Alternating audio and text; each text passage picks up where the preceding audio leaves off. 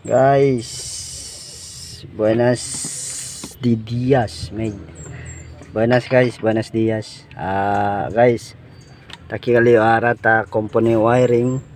Ang problema deste guys, Nissan van este guys.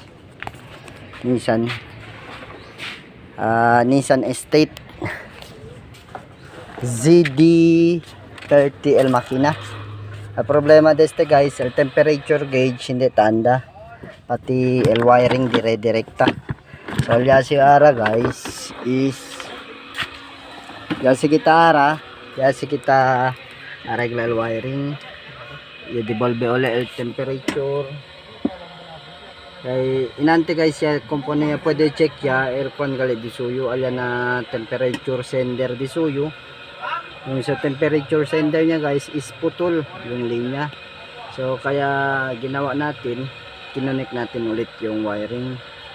Kasi sabi pa nung nakaraang electrician na sunog daw yung panel. So na find out natin, tinanggal ko yung panel, wala naman siya sunog. So trinace up ko yung wiring guys. Yung wiring niya pala is putol, may putol. So yun, so ngayon pumunta naman ako sa sa signal light.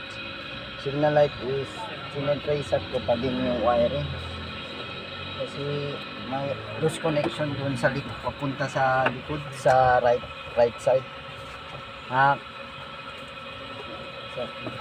right side putol. So ayun guys, sinetrace up pa natin. Sinitin natin kung saan i-arrange nito. So ayun, nahanap pa natin yung wirings nya. Siguro baka doon sa kabila yung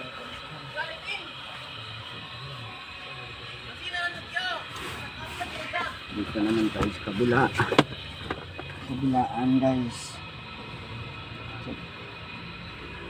So yun, may putol nga dito guys, may putol.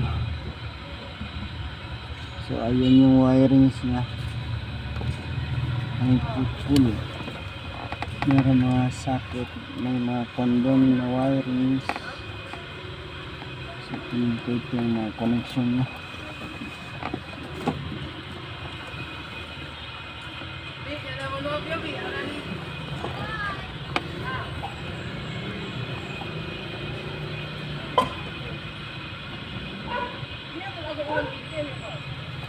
So yun guys,